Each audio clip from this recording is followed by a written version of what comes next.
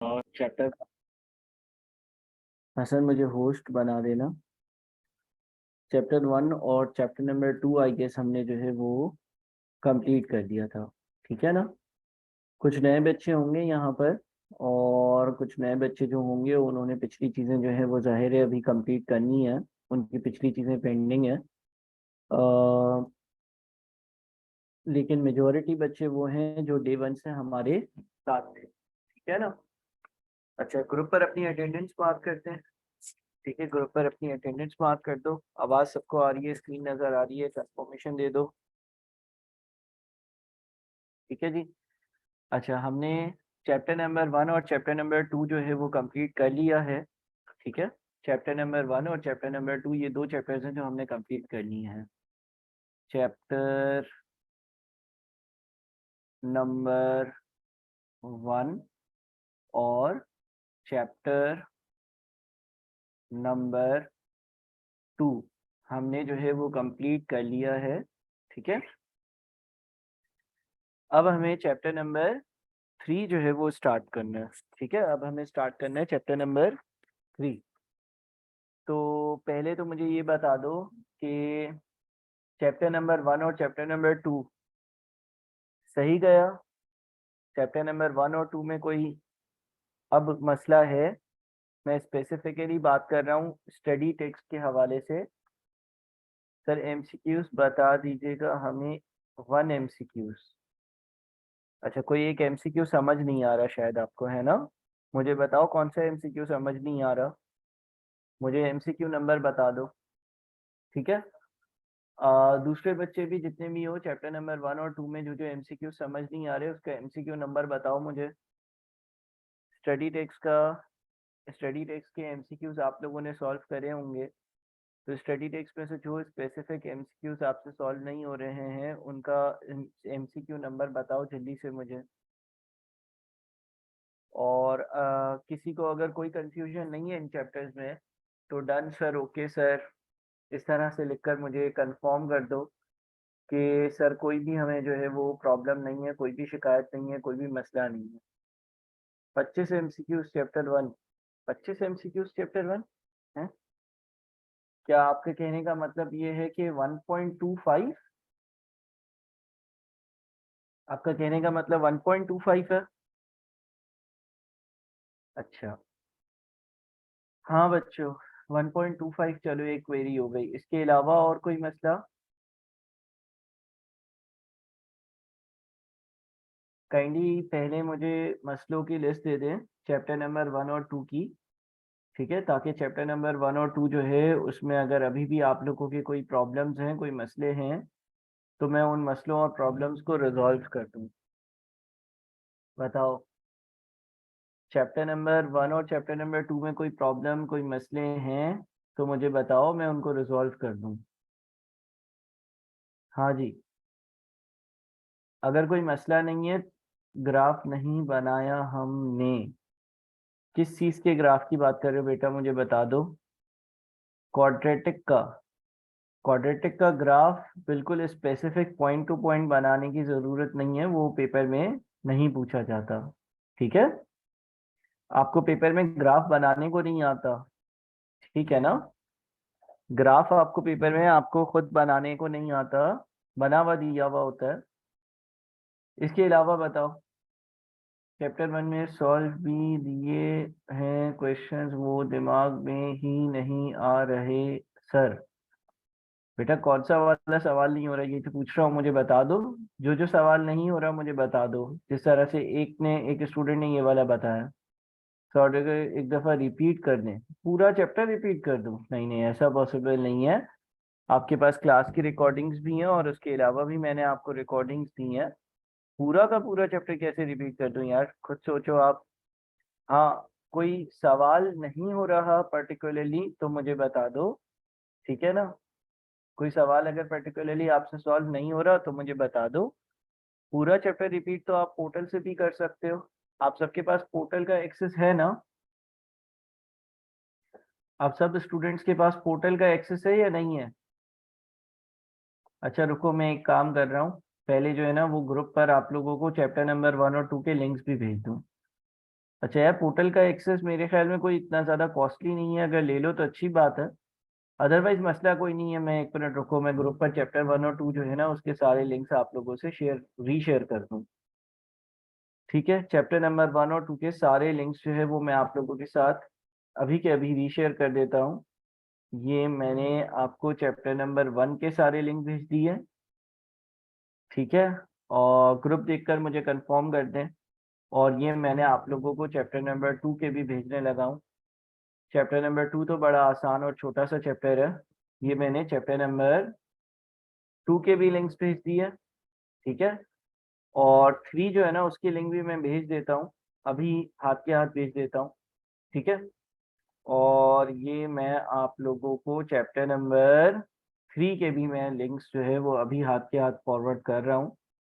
ठीक है, तो आप देखें मैंने पोर्टल पर चैप्टर नंबर 1 2 3 भी पोर्टल पर भी अपलोड कर दिया और यहाँ पर भी भेज दिया। सर कैलकुलेटर पर कैसे इक्वेशन सॉल्व करते हैं वो भी लिंक सेंड कर दे। यार वो करा नहीं था क्या ग्रुप में?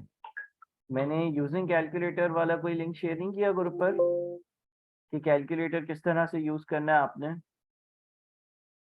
किया था ना? दोबारा कर दूं? चलो दोबारा से मैं कर रहा हूँ अभी। 1 मिनट रुको जरा, ये मैंने दोबारा से कर दिया। ठीक है जी, देखो जरा कंफर्म कर दो।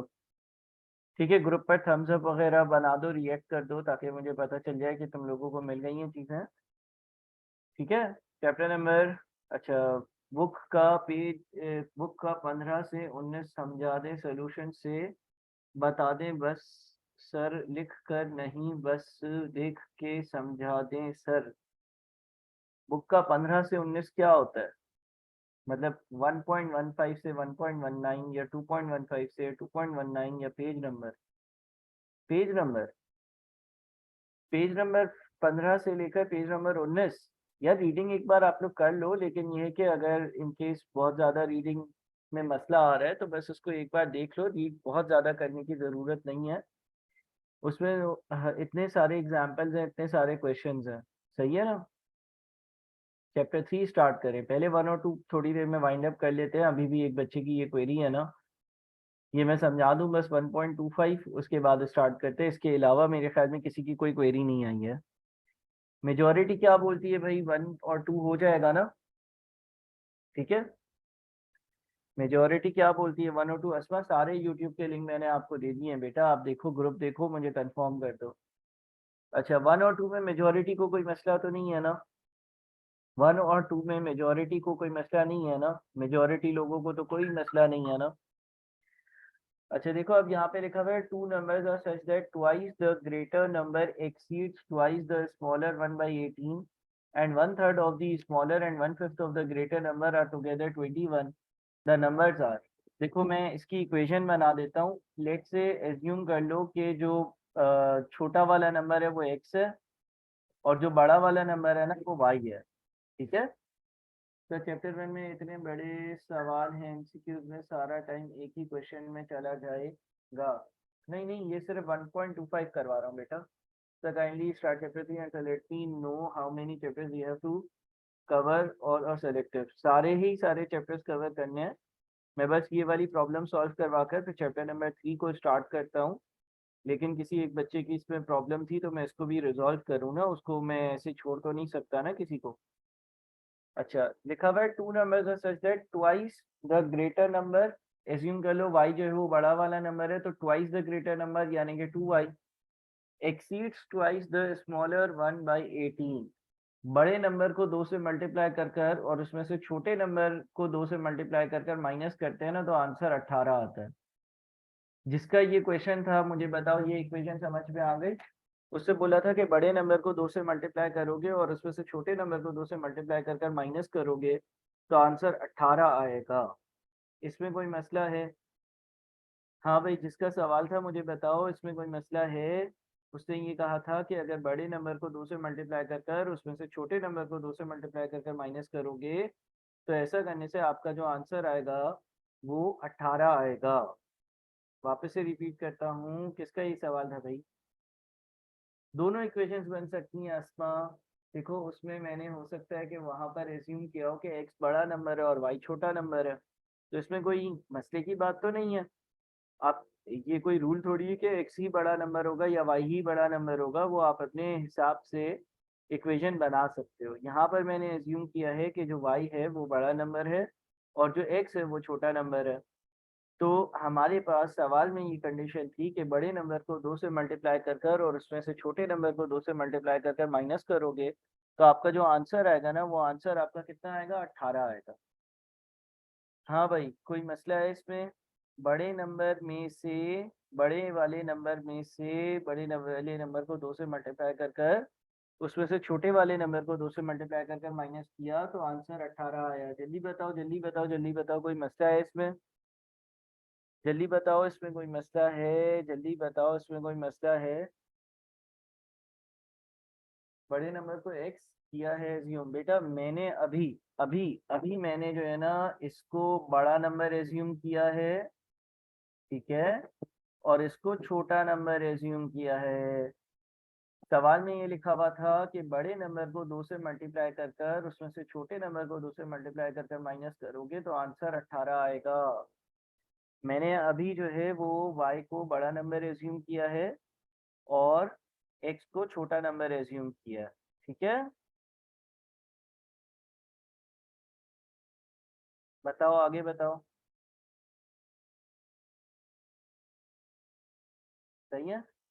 उसके बाद सेकेंड इक्वेशन में प्रॉब्लम, अरे करने तो दो, रुक जाओ, यहाँ तक तो कोई प्रॉब्लम नहीं है ना। आगे लिखा है 1/3 ऑफ दी स्मॉलर, छोटे नंबर का 1/3, छोटे नंबर का 1/3, यानी कि 1/3 of smaller number and 1/5 of the greater number, और बड़े वाले नंबर का पांचवा हिस्सा, आर टुगेदर 21। इन दोनों को जब ऐड किया जाता है तो 21 बनता है, ठीक है।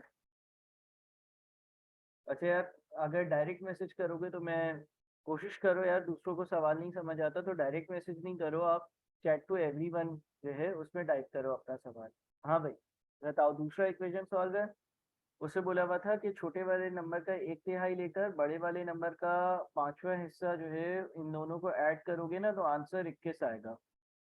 तो 1/3 into x plus 1/5 into y is equal to 21, ठीक है।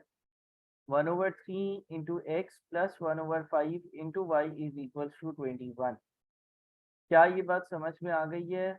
आगे इससे वापस से मैं पढ़ता हूँ, शुरू से पढ़ देता हूँ। टू नंबर्स, दो नंबर्स आर सच दैट, इस तरह से है, that twice the greater number के बड़े वाले नंबर को अगर 2 से मल्टीप्लाई करते हो exceeds twice the smaller one by 18।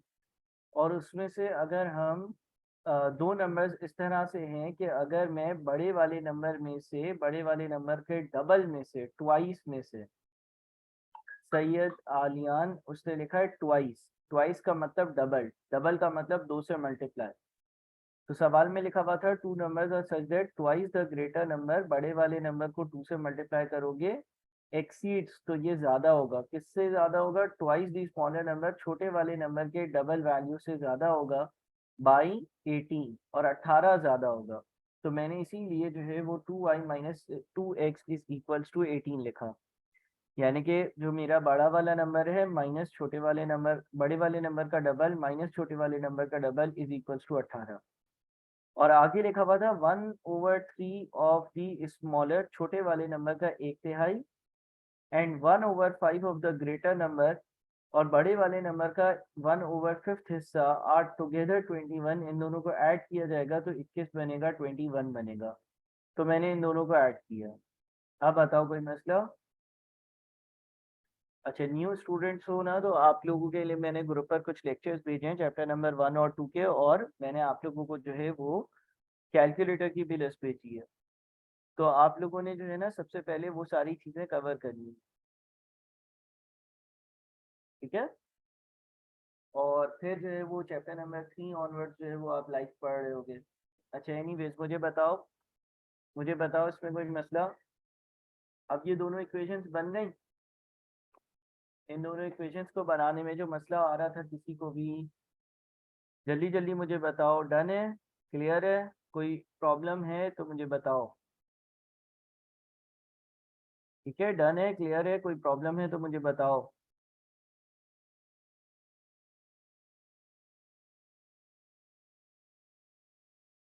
सही है।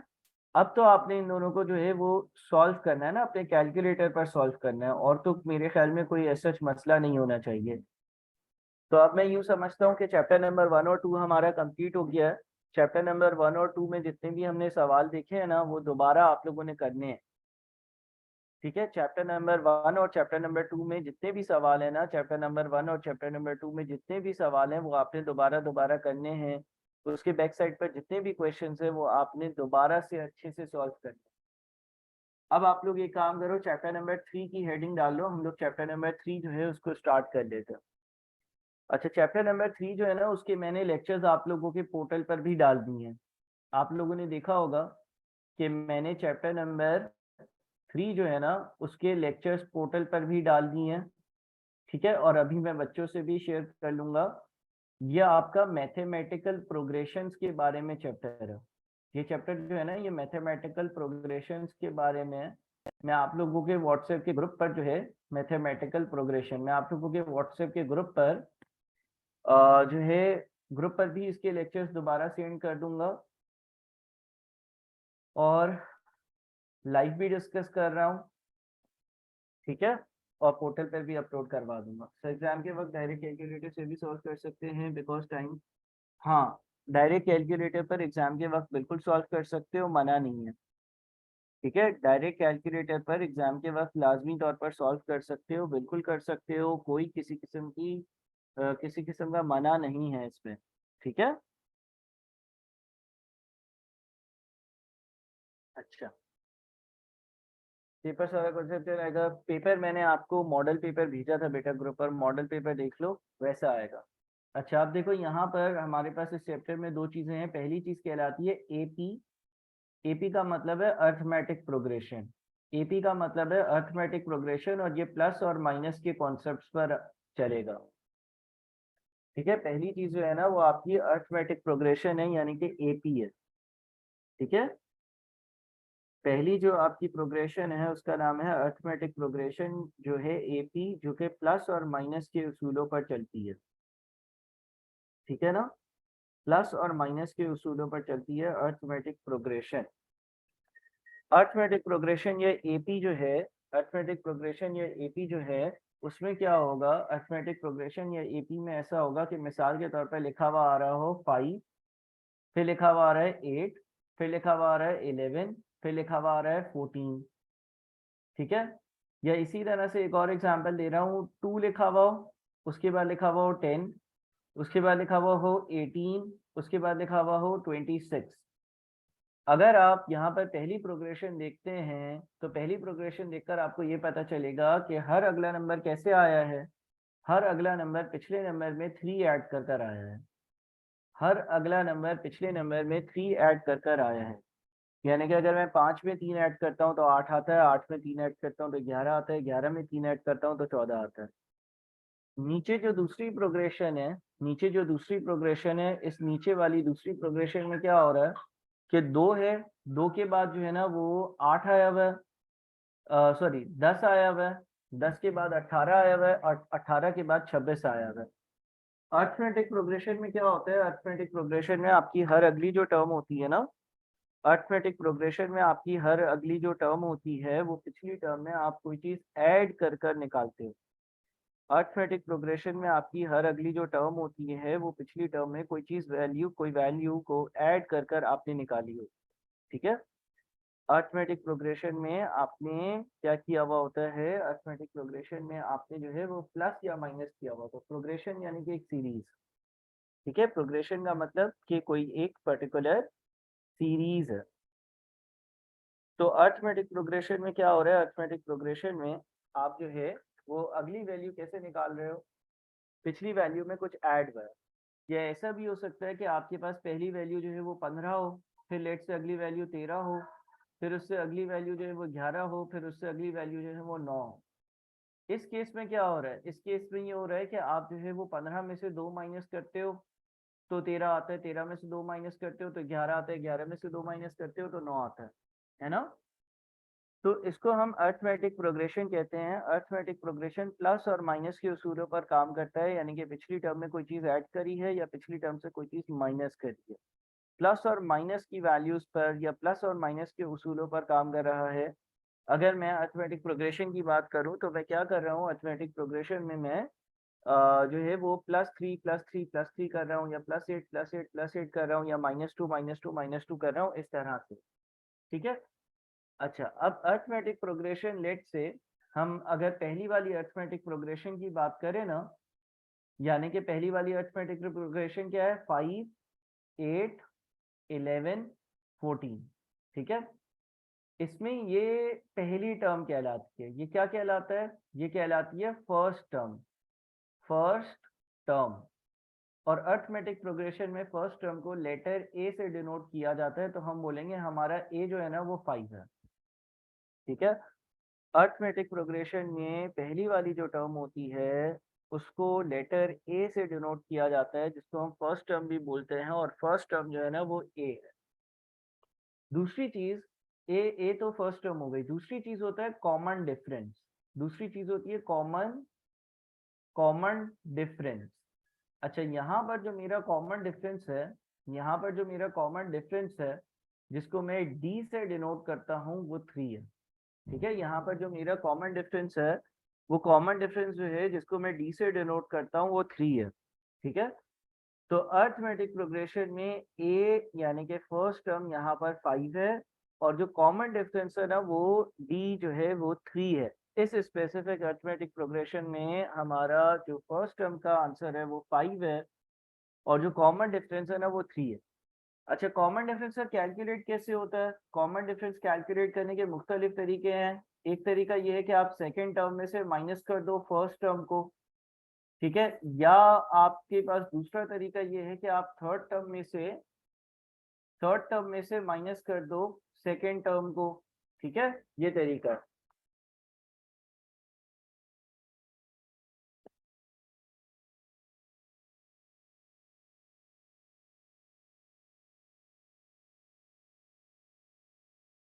सही है जी।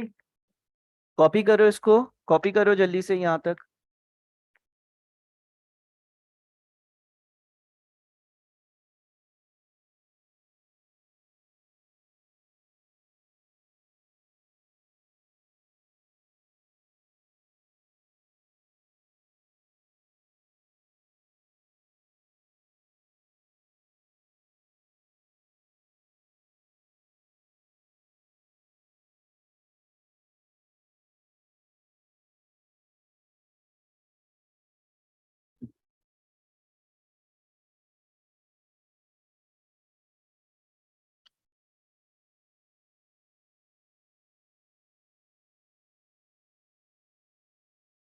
हाँ भाई, बताओ यहाँ तक कोई सवाल है किसी का?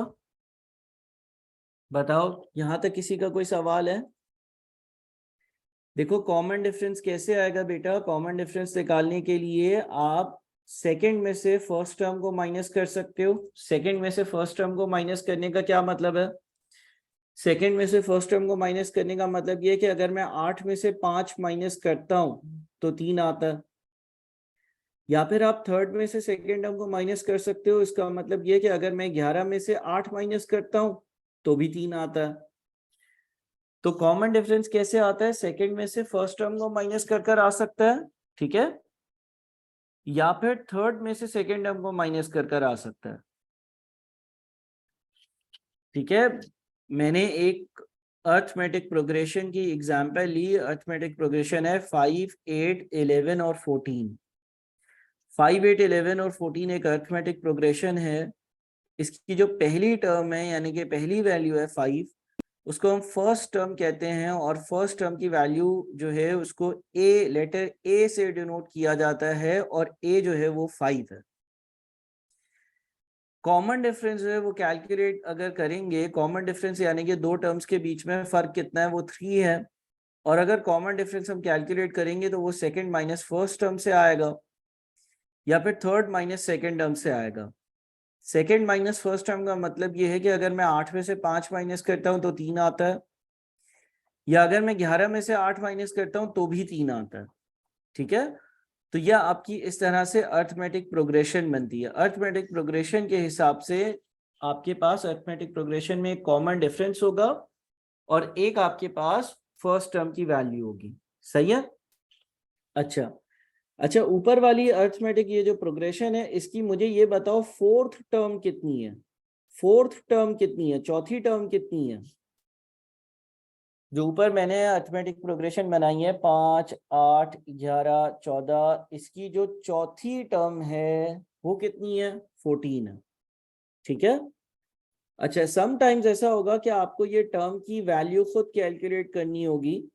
तो टर्म वैल्यू कैलकुलेट करने का एक फॉर्मूला होगा, term value n is equals to a plus n minus 1d। ठीक है। टर्म वैल्यू जो है उसको कैलकुलेट करने का एक फॉर्मूला होगा जो मैंने स्क्रीन पर लिखा है, term value n is equals to a plus n minus 1d।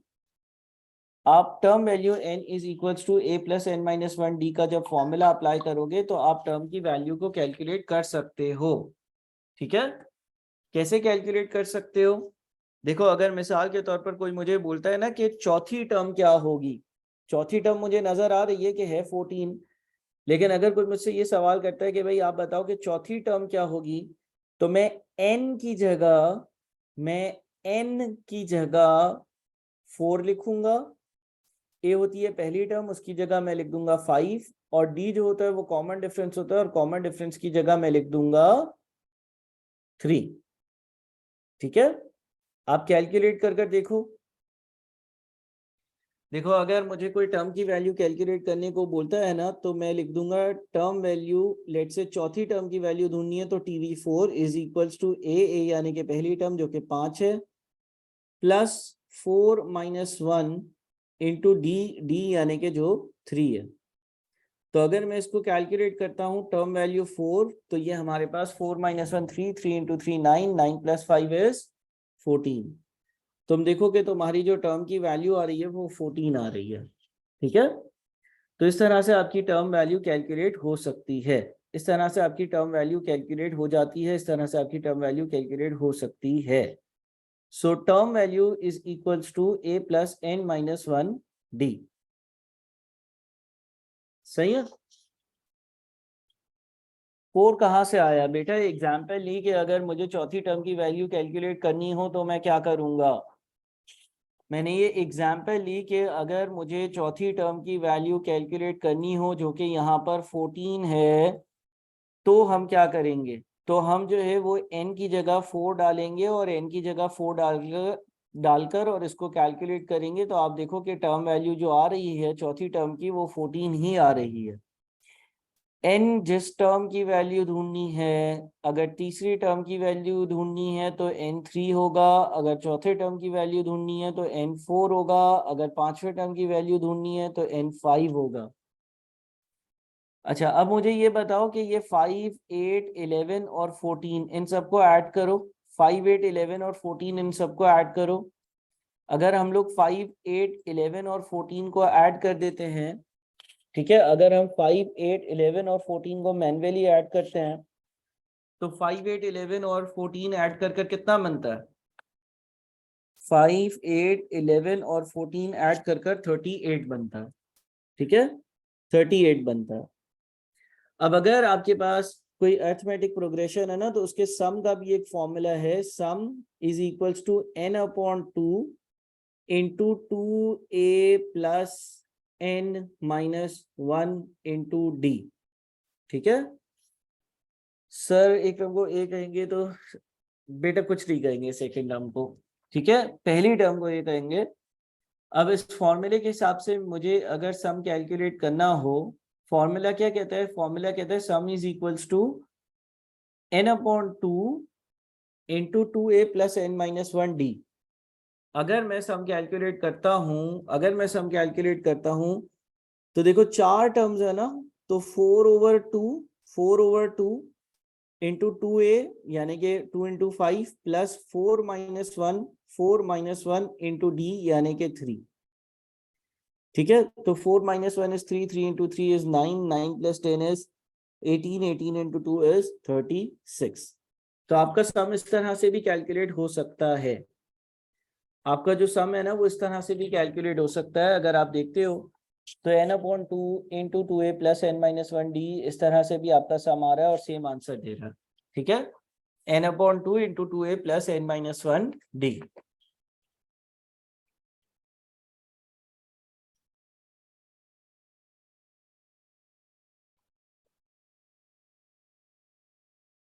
n जितनी टर्म्स का सम ढूंढना है, हमें पहली 4 टर्म्स का सम ढूंढना है ना, तो इसीलिए n जो है वो 4 है। हमें पहली 4 टर्म्स का सम ढूंढना है, क्योंकि हमें पहली 4 टर्म्स का सम ढूंढना है, तो n जो है वो 4 है।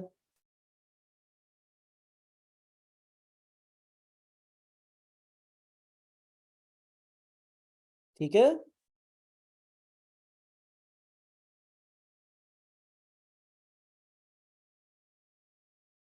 हर हमें यार एक पर्टिकुलर नंबर ही ऐड होगा बेटा, एक पर्टिकुलर नंबर ही ऐड होगा।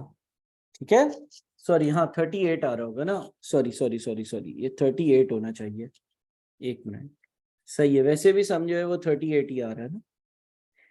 अच्छा, सम का एक और फॉर्मूला भी है, और वो है sum is equals to n upon 2 a plus l। ठीक है, सम का एक और फॉर्मूला भी है, वो है n upon 2 into a plus l। अब यहाँ पर l क्या होगा, l होगी लास्ट टर्म, तो उस हिसाब से भी ये हो सकता है 4/2 a प्लस l। a यानी कि पहली टर्म 5 है, l यानी कि लास्ट टर्म 14 है। 5 और 14 को ऐड करते हैं तो 19 बनता है। 19 को हम मल्टीप्लाई कर देते हैं 2 से, तो ये भी 38 ही बन रहा है। सेम आंसर बन रहा है, ये भी आपको सेम आंसर दे रहा है।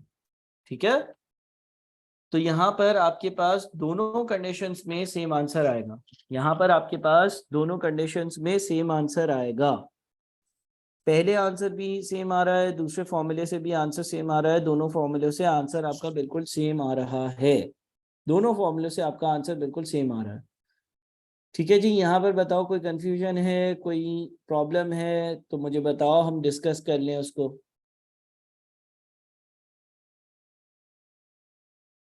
ठीक है, सही है ना, तो आपके पास इसका आंसर भी जो है वो 38 आ रहा है। अच्छा, फॉर्मूले कॉपी करो, स्क्रीन पूरी जो है इसको कॉपी करने के लिए मैं आप लोगों को 2 मिनट दे रहा हूँ। 2 मिनट में ये सारी चीजें कॉपी करें। ठीक है, 2 मिनट में सारी चीजें कॉपी करें, फिर क्वेश्चंस की प्रैक्टिस करते हैं।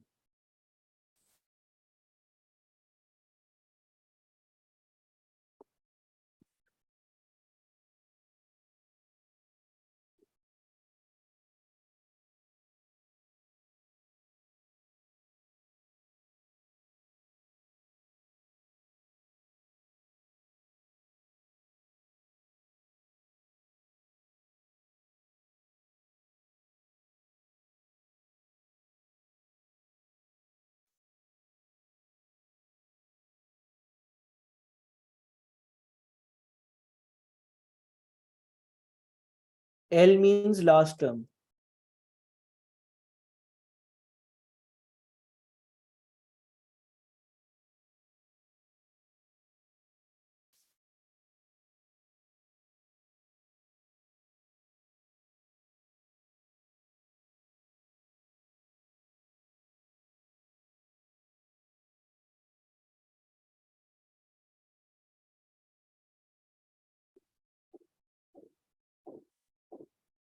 नाम रख दो, कोई अच्छा सा नाम रख दो, सम वाले फॉर्मूले का क्या रखना है।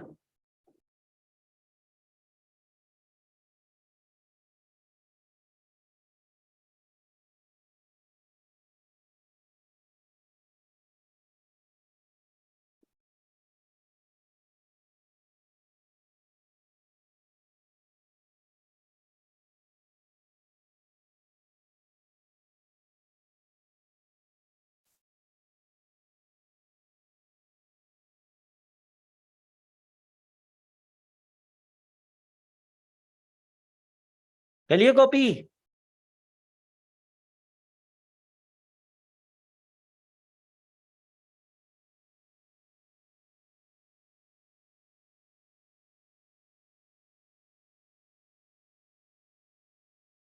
ठीक है भाई,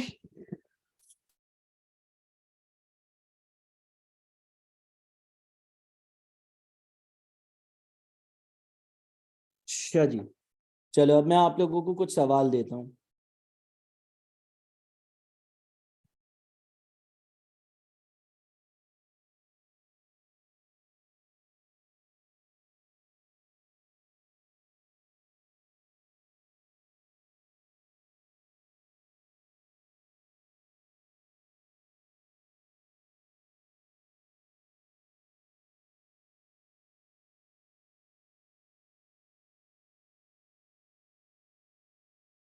अच्छा, स्टडी टेक्स्ट है ना आप लोगों के पास?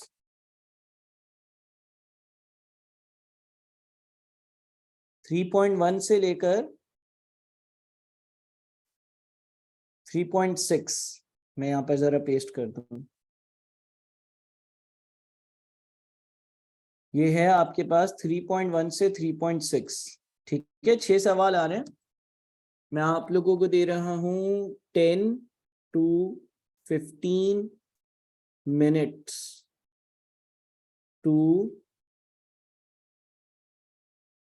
Try 6 questions. इन 6 क्वेश्चंस को ट्राई करने के लिए मैं आप लोगों को 10 से 15 मिनट का टाइम दे रहा हूँ। ठीक है, करो जरा ट्राई। अगर एक नहीं हो तो दूसरा करो, दूसरा नहीं हो तो तीसरा करो, लेकिन जल्दी करो।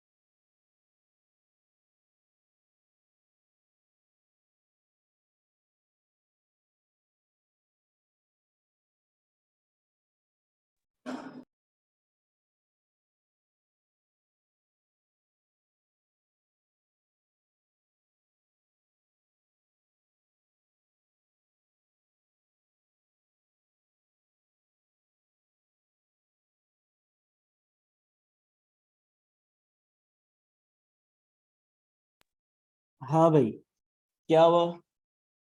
हो गया सॉल्व? अच्छा, 3.1 सबसे पहले मैं करवा दूं। 3.1 तो सबसे आसान है, बहुत आसान है 3.1। 3.1 में आपको ये लिख के दिया हुआ है कि आपके पास एक अरिथमेटिक प्रोग्रेशन है, उसकी पहली टर्म है 8, है ना?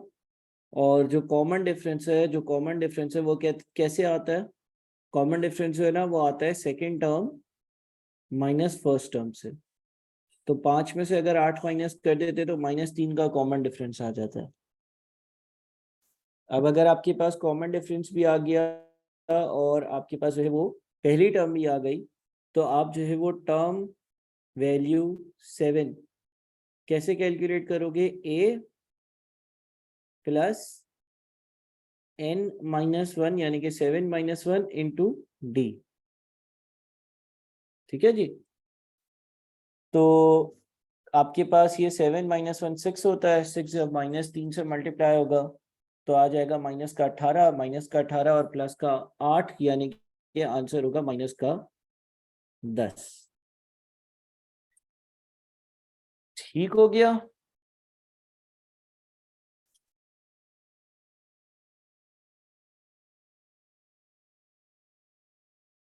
अच्छा, अब 3.1 हो गया ये।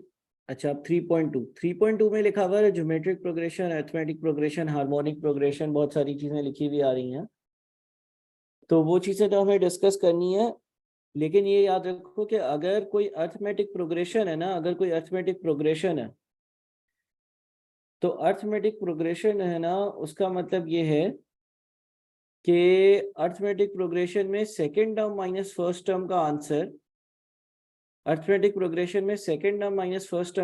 उतना ही आता है जितना third term minus second term का आंसर आता है।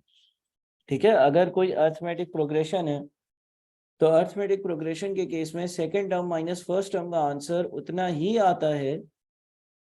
अरिथमेटिक प्रोग्रेशन में second term minus first term का आंसर उतना ही आता है जितना answer third term minus second term का आता है, क्योंकि दोनों आपको कॉमन डिफरेंस बता रहे होते हैं। तो second term minus first term अगर यहाँ पर देखते हैं तो वो हो जाएगा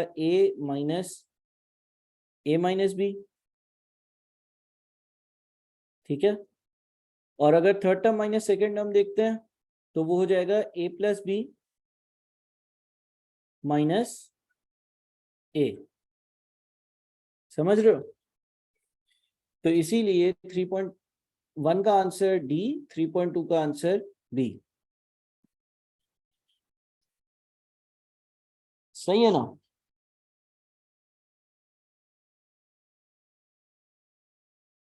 अब बताओ, इसमें कोई मसला है?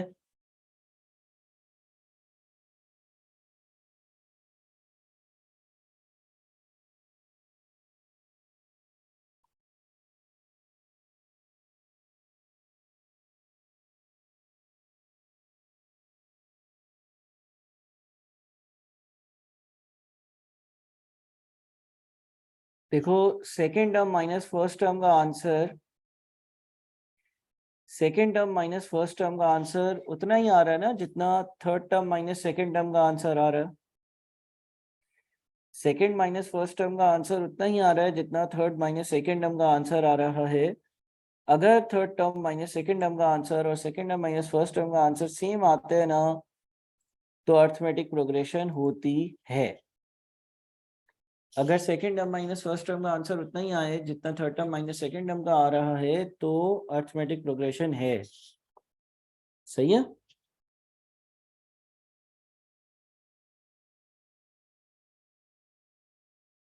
माइनस ए कहाँ से आया बेटा? देखो, ये है आपकी थर्ड टर्म, ये रही। थर्ड टर्म में से क्या माइनस करना था? थर्ड टर्म में से माइनस करना था सेकेंड टर्म को, तो माइनस का निशान लगाया, और फिर ये आपकी सेकेंड टर्म है। ठीक है, तो आपने third term minus second term apply किया है। अच्छा, इसके बाद आपके पास है the sum of the series, और एक सीरीज बनी हुई है। और अगर मैं इस स्पेसिफिक सीरीज को देखता हूं तो मुझे इस सीरीज में पहली जो टर्म है ना वो 1 नजर आ रही है, कॉमन डिफरेंस जो है वो भी 1 नजर आ रहा है, और n जो है ना, सॉरी, जो लास्ट टर्म है वो n नजर आ रही है। तो अगर मुझे सबको ऐड करना है, क्योंकि प्लस का निशान है यानी कि सम करना है, तो फॉर्मूला होगा n/2 a प्लस l, जो हमने ऊपर पढ़ा था। और इस स्पेसिफिक केस में n/2 a यानी कि फर्स्ट टर्म मेरी कितनी है, फर्स्ट टर्म मेरी है 1, और l यानी कि लास्ट टर्म यानी कि n। ठीक है, तो इसका मतलब ये हो गया कि मेरा आंसर इसका सी है।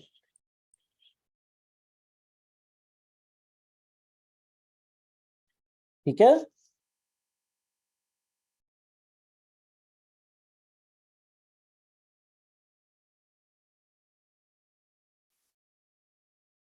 अच्छा जी, 3.123 मैंने करवाए हैं। मैं अगेन आप लोगों को 3.4, 3.5 और 3.6 के लिए 2 मिनट दे रहा हूं। ठीक है, 3.4, 5, 6 के लिए 2 मिनट दे रहा हूं।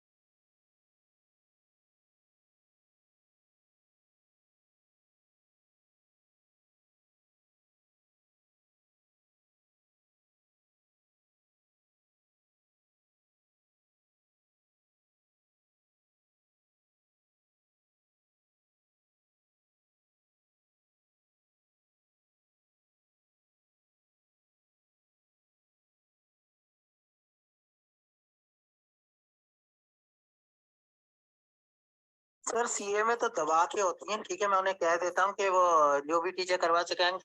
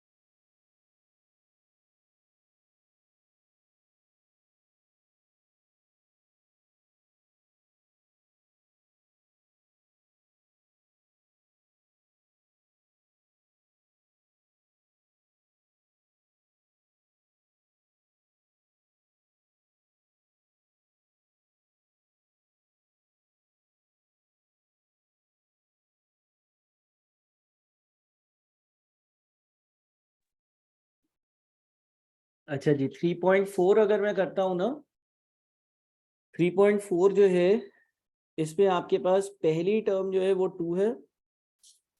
ठीक है, उसके बाद जो आपका कॉमन डिफरेंस है वो भी 2 है, जो लास्ट टर्म है वो 100 है।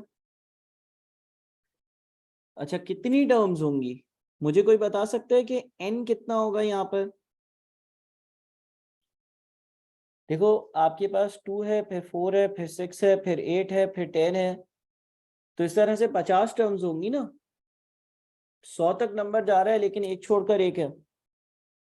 तो अब आप सम का कोई भी एक फॉर्मूला लगा लो, आप चाहो तो sum is equals to n/2 a plus l लगा लो, या फिर आप सम का जो दूसरा फॉर्मूला है वो क्या है, n/2 2 into a plus n-1 into d। दोनों में से कोई भी एक फॉर्मूला लगाओ, आपका आंसर आ जाएगा। ठीक है, n/2 into a plus l लगा लो या n/2 into 2a plus n-1d लगा लो, आपका आंसर आ जाएगा। क्या आ रहा है आंसर बताना। 50 कैसे बेटा, 50 ऐसे कि देखो 2 है, फिर 4 है, फिर 6 है, ऐसे गिनती करो 100 तक। 2 4 6 8 10 12 14 16 18 20 22 24 26, इस तरह से गिनती करो, गिनती करो, शाबाश।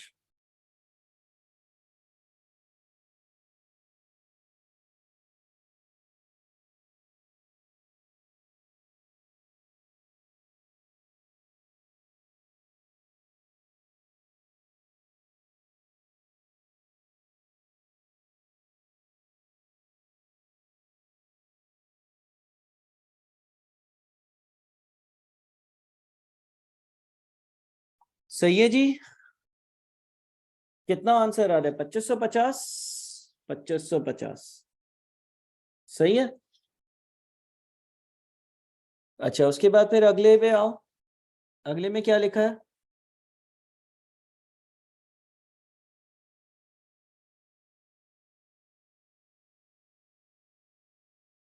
अगले में आपके पास जो है ना, वो पहली टर्म है 3√7, दूसरी है 4√7, फिर 5√7, फिर क्या होगा 6√7, 7√7, 8√7, इस तरह से 17 तक गिनती करो। 17√7 कौन सी बनेगी, 3 4 5 6 7 8, इस तरह से गिनती करो।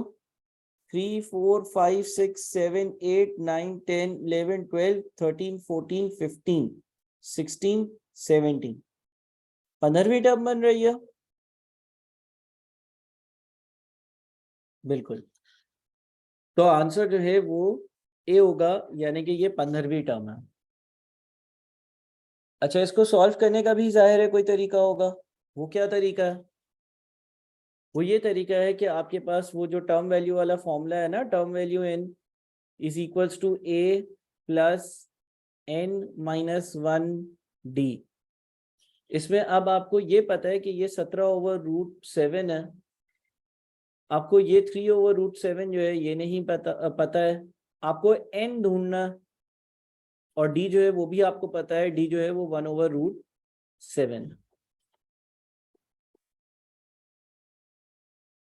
समझिए, ये तो प्रैक्टिस से ही पता चलेगा ना।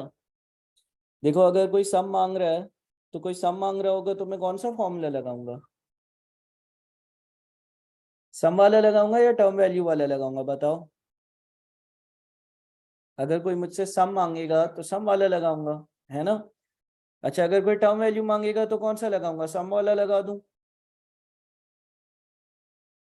नहीं ना, तो फिर मैं कौन सा लगाऊंगा, टर्म वैल्यू वाला, ऐसे पता चलेगा हमें। अच्छा, कोई सवाल बोल रहे कॉमन डिफरेंस ढूंढो, और 2 टर्म्स दी हुई हैं, पहली और दूसरी, तो कौन सा लगाऊंगा। अगर पहली और दूसरी टर्म दी हुई है और जो है वो सवाल कॉमन डिफरेंस दे रहा है, तो मैं सम वाला लगा दूं, नहीं, सम वाला तो नहीं लगाऊंगा, कॉमन डिफरेंस वाला लगाऊंगा।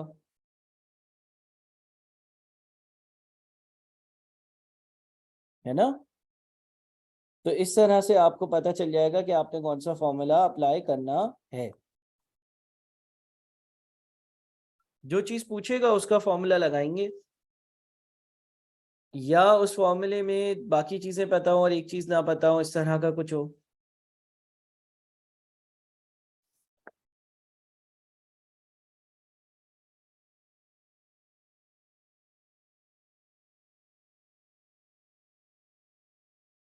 अच्छा, आप 3.6 सॉल्व करते हैं। देखो 3.6 जो है इसमें लिखा हुआ है the value of x such that 8x plus 4, 6x minus 2 और 2x plus 7, ठीक है, 8x plus 4, 6x minus 2 और 2x plus 7 will form an AP। ये अगर एक अर्थमेटिक प्रोग्रेशन है तो वो बोल रहा है x की वैल्यू बताओ। अच्छा देखो, कॉमन डिफरेंस का फॉर्मूला बताओ। कॉमन डिफरेंस कैसे आता है? Second term minus first term, या फिर कॉमन डिफरेंस कैसे आता है? Third term minus second term, है ना। कॉमन डिफरेंस कैसे आता है? कॉमन डिफरेंस कैलकुलेट करने के लिए मैं सेकेंड टर्म में से फर्स्ट टर्म को माइनस कर देता हूं, या फिर मैं थर्ड टर्म में से सेकेंड टर्म को माइनस कर देता हूं। ऐसे ही आता है ना कॉमन डिफरेंस। बताओ। तो अगर कॉमन डिफरेंस इसी तरह से आता है तो फिर हम क्या कह सकते हैं? हम ये कह सकते हैं, क्या हम ये कह सकते हैं कि second term minus first term is equals to third term minus second term? Second term minus first term is equals to third term minus second term. ये भी सही है ना। अब आपने कुछ भी नहीं करना, सिर्फ और सिर्फ जो ऊपर सेकेंड टर्म है उसकी जगह सेकेंड टर्म लिखनी है, जो फर्स्ट टर्म है उसकी जगह फर्स्ट टर्म लिखनी है। खुद ही एक इक्वेशन बन जाएगी जिसको आप सॉल्व कर लेंगे। करें जरा।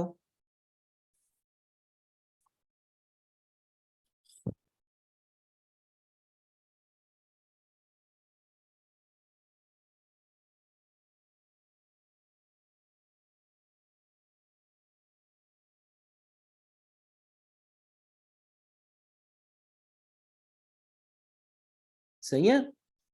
देखें, यानी कि आपके पास आप इक्वेशन क्या बना सकते हो? आप इक्वेशन बना सकते हो 6x माइनस 2, सेकेंड टर्म हो गई, इसमें से माइनस कर दो फर्स्ट टर्म। फर्स्ट टर्म क्या है? 8x plus 4 is equals to third term यानी कि 2x plus 7 minus second term यानी कि 6x माइनस 2। और अब इस इक्वेशन को सॉल्व करो, ठीक है। Second term minus first term is equals to third term minus second term.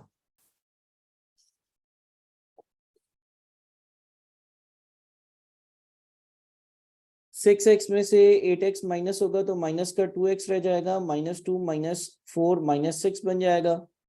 यहाँ पर 2x में से 6x माइनस होगा तो माइनस का 4x होगा, और फिर 7 में से 7 माइनस माइनस प्लस 9 हो जाएगा। फिर ये -4x उधर आएगा तो 4x माइनस 2x हो जाएगा, और यहाँ पर आ जाएगा 15, और x जो है वो 15/2 होगा। ठीक है, x जो है ना वो 15/2 बन जाएगा।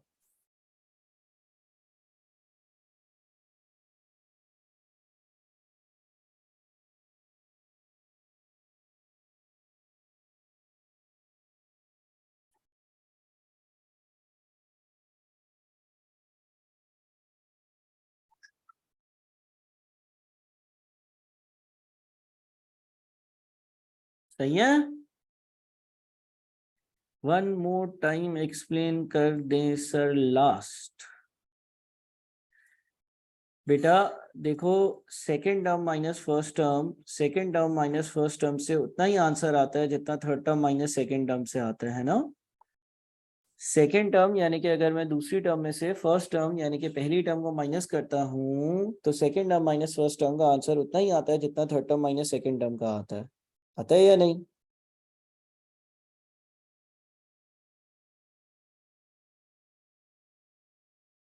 तो क्या मैं ये नहीं कह सकता कि second term minus first term is equals to third term minus second term?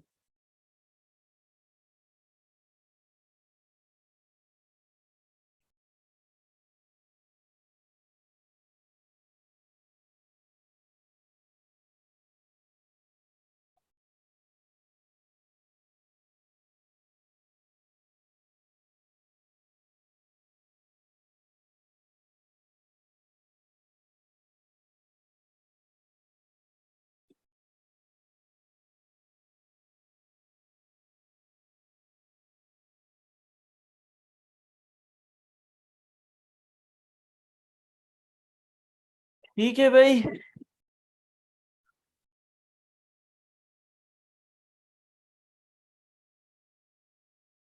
पहले 6 सवाल हो गए।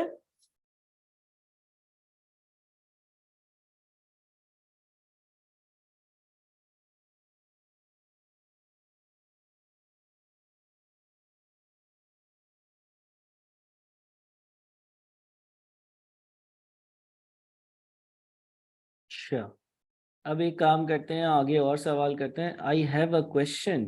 ओके, इंग्लिश में आया है। बताओ भाई क्या सवाल है।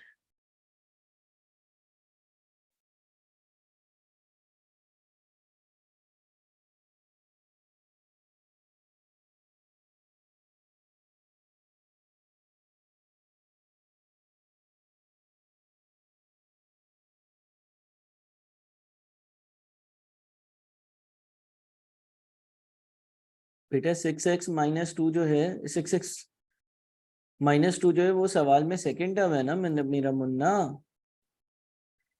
Second term minus first term का आंसर उतना ही आता है ना जितना third term minus second term का आंसर आता है। तो मैंने सेकंड टर्म में से फर्स्ट टर्म को माइनस किया और इक्वल्स टू लिखा third term minus second term.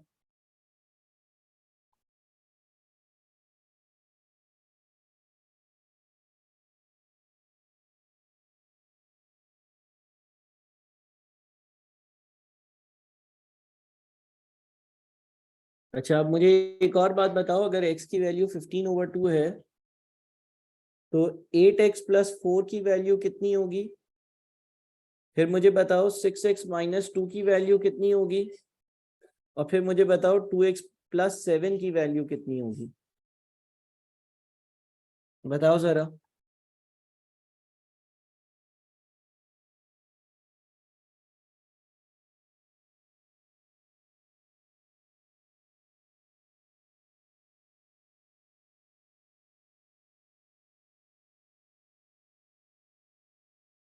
8x+4 की वैल्यू 64 है। अच्छा, फिर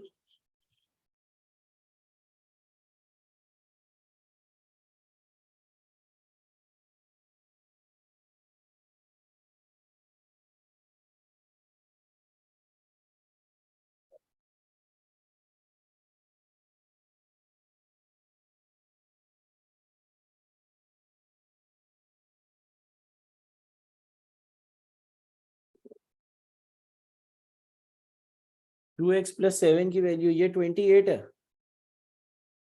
और ये कितना है। क्या क्या करते रहते हो यार, कोई वैल्यू तो बता दो सही।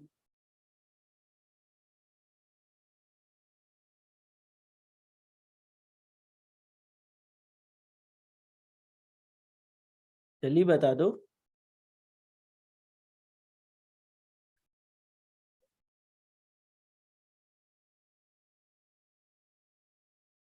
64,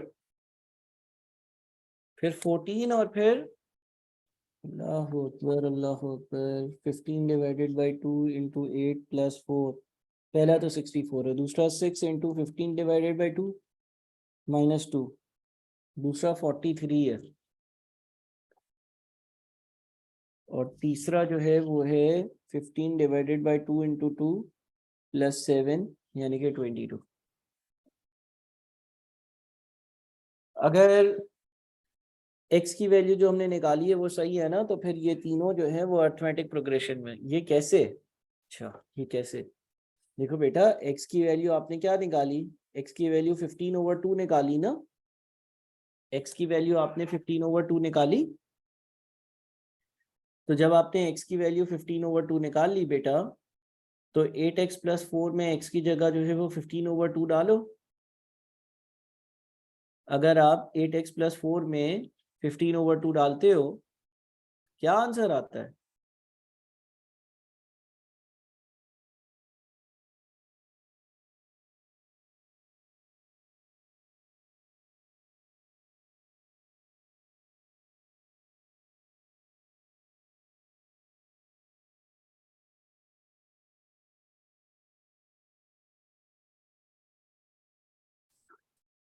अब बताओ क्या कॉमन डिफरेंस क्या आ रहा है। 60 आता है सर, देन एट 4। माशाल्लाह, सही है। अब मुझे बताओ second term minus first term, second term minus first term और third term minus second term, क्या दोनों आंसर सेम आ रहे हैं? -21 आ रहे हैं। ठीक है, अल्लाह हिदायत दे सबको।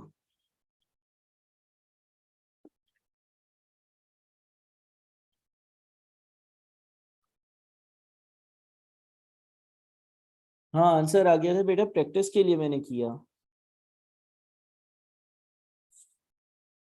सही है, मैंने प्रैक्टिस के लिए किया। ठीक है ना? आप कोई मसला है तो बताओ।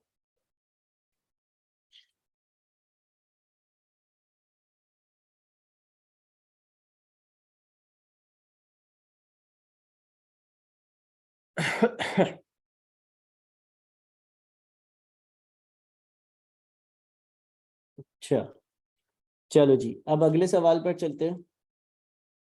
अगला सवाल देखते हैं और हम कर लेते हैं।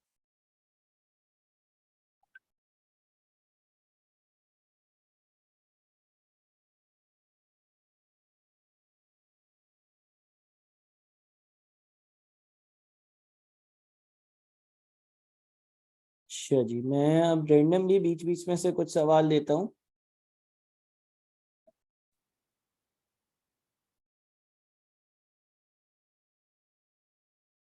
हम्म।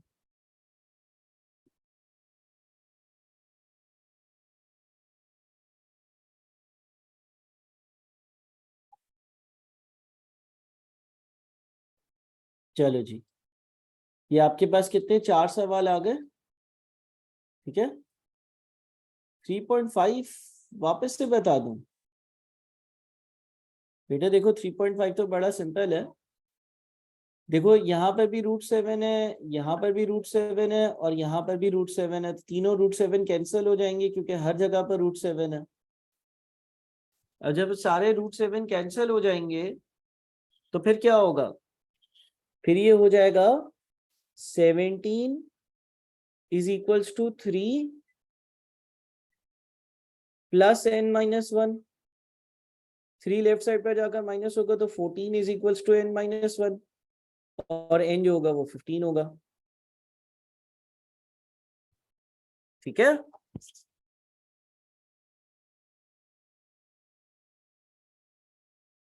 सही है ना? चलो जी, अब आपके पास ये 4 सवाल हैं, 1 2 3 4। ठीक है ना? मैं आप लोगों को 11:30 तक का टाइम दे रहा हूँ, 11:30 तक का टाइम दे रहा हूँ, यानी कि 15 मिनट्स हैं। और 15 मिनट्स में जरा आप ये 4 सवाल सॉल्व करें। Solve 4 questions.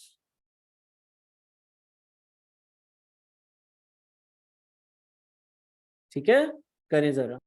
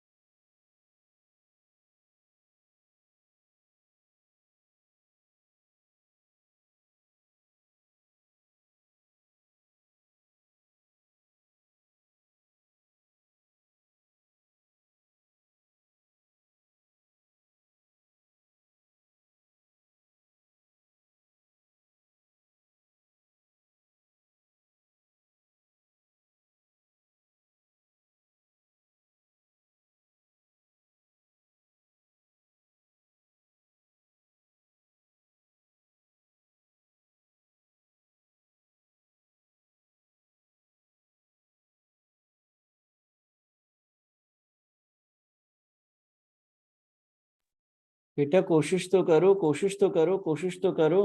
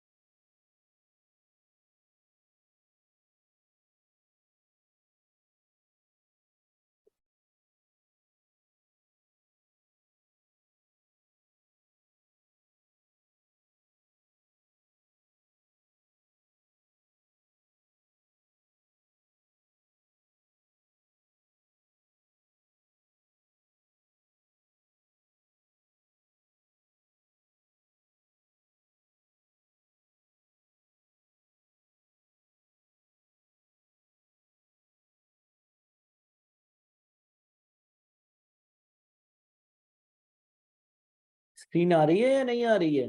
स्क्रीन आ रही है ना आप सबके सामने?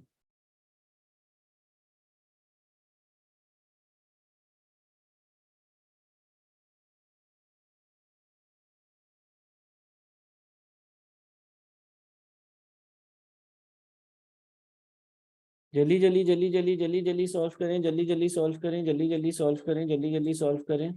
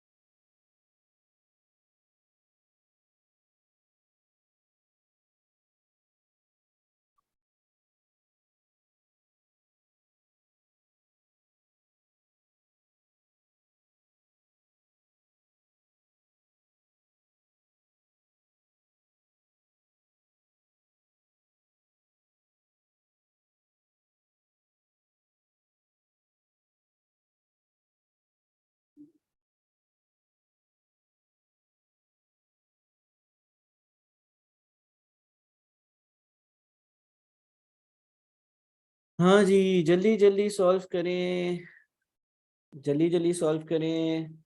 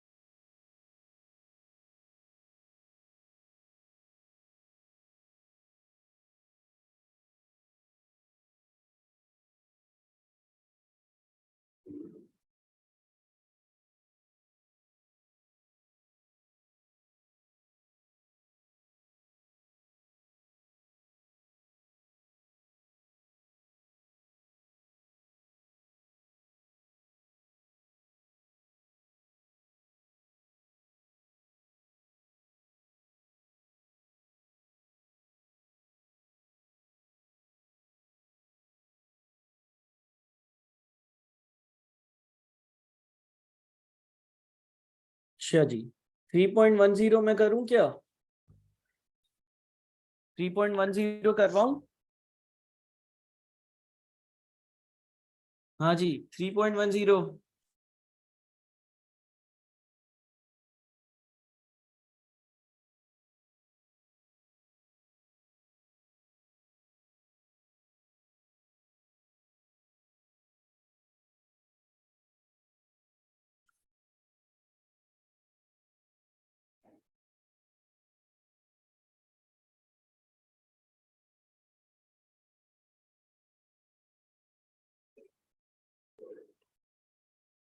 3.10 if the terms 2x, x plus 10, 3x plus 2 be in AP, the value of x is, क्या करेंगे हम? Second term minus first term is equals to third term minus second term, है ना? Second term minus first term is equals to third term minus second term. तो इसी से x की value आ जाएगी हमारी।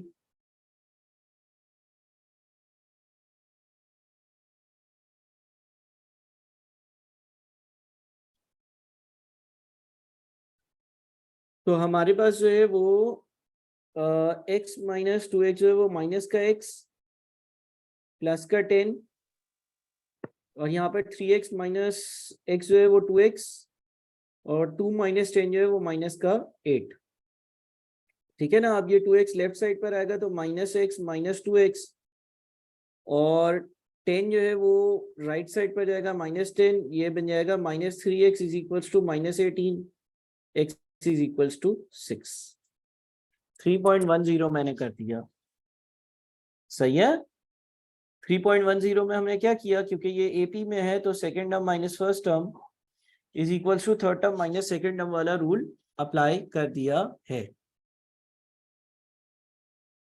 बताओ भाई, कोई मसला है, प्रॉब्लम है? ठीक है। अच्छा, बाकी तीनों हो गए सबसे, या और 5 मिनट दूं? मैं चाहता हूं कि आप लोग खुद इसको सॉल्व करो। 111617 और टाइम चाहिए? मैं तो करवा दूंगा फैजान, लेकिन बेटा आप जब तक ट्राई नहीं करोगे फिर तब तक कैसे चलेगा? ऐसे ही मैं सही सारे करवाता रहूंगा तो मुझे मसला तो नहीं है करवाने में, मसला नहीं है, मैं करवा सकता हूँ। लेकिन फायदा इस बात पे है कि आप खुद जो है वो कोशिश करो ना, ट्राई करो। टाइम दूं मैं आप लोगों को? बेटा थोड़ा सा सोचो, रिवाइज करो, पिछले क्वेश्चंस देखो। ऐसे नहीं चलेगा कि मैं करवाता रहूं करवाता रहूं करवाता रहूं। पूरी अपनी जान मान लो, व्हाट्सएप ग्रुप पर सोल्यूशन शेयर करो, दूसरे बच्चे जो है उनसे डिस्कस करो।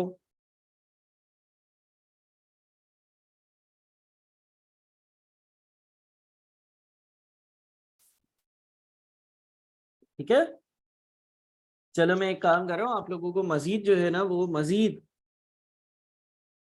5 मिनट दे रहा हूँ, मजीद 5 मिनट दे रहा हूँ। खुद से करने की कोशिश करें, मुकम्मल कोशिश करें खुद से सॉल्व करने की।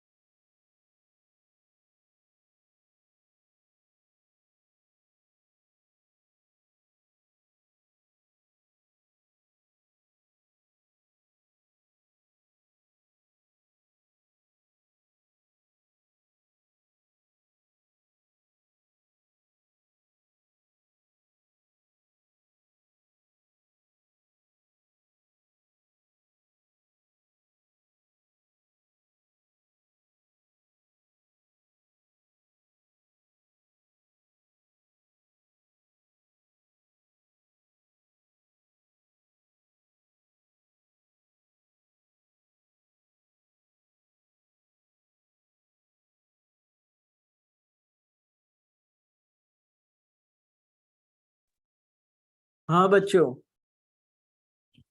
बताओ भाई, 3.1617 हो गया?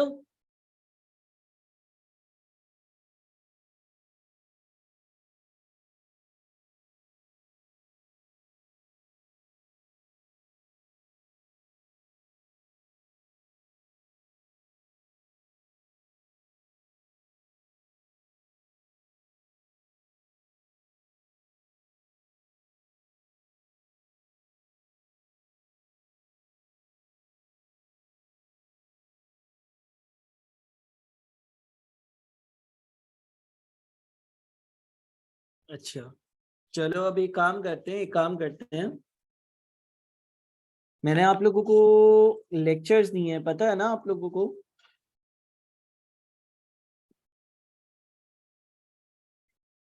अगर आप ग्रुप देखते हैं तो मैंने चैप्टर नंबर 1 और 2 दोबारा से सेंड किया है ना, और मैंने चैप्टर नंबर 3 भी सेंड किया है। 3 जो है ना, इसके टोटल हैं 11 लेक्चर्स, और कैलकुलेटर पर कैसे सारी चीजें सॉल्व करनी है उसके लेक्चर्स भी भेजे हैं। तो आप लोग ये काम करो कि ये जो चैप्टर 3 है ना, इसके लेक्चर्स देखना शुरू कर दो। आप चैप्टर नंबर 1 और 2 के लेक्चर्स तो कंप्लीट कर चुके हो मेरे ख्याल में। चैप्टर नंबर 1 और 2 के तो सारे लेक्चर्स कंप्लीट कर चुके हो। आप लोग चैप्टर नंबर 3 के लेक्चर्स देखना स्टार्ट करो। अच्छा, जिन लोगों ने अभी अभी ज्वाइन किया है वो चैप्टर नंबर 1 से स्टार्ट करना।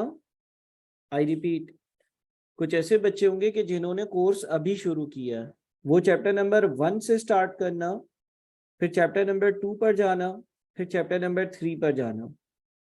लेकिन जिन बच्चों का चैप्टर नंबर 1 और 2 कंप्लीट है, जिन बच्चों का चैप्टर 1 और 2 कंप्लीट है ना, वो चैप्टर नंबर 3 जो है वो स्टार्ट कर दो। सही है? तो बहरहाल हम फिर फ्राइडे वाली क्लास में इसको मजीद डिस्कस करते हैं। फ्राइडे को इंशाल्लाह हम और इसको फर्दर डिस्कस करते हैं। आप लोग जो है वो चैप्टर नंबर 1, 2 और 3, अच्छा 16 का भी आंसर जो है वो लेक्चर्स में है। मैं 3.16 और 3.17 भी आप लोगों को होमवर्क दे रहा हूँ। 3.16 एंड 3.17 जो है ये आप लोगों का होमवर्क है। और फ्राइडे वाले दिन जो है ना, फ्राइडे वाले दिन हमारी जो क्लास होती है उसमें इंशाल्लाह मैं इसको डिस्कस करूंगा। ठीक है, पहले आप लोग चैप्टर नंबर 3 में 3.16 का भी सोल्यूशन है वो देख कर आओगे, और फिर इंशाल्लाह फ्राइडे को इसको डिस्कस कर लेंगे। सही है? आज हमने काफी चीजें पढ़ी है, मैं इसकी पीडीएफ आप लोगों को शेयर करता हूँ। ठीक है, बाकी लेक्चर जरूर देख लेना। चलो, अल्लाह हाफिज।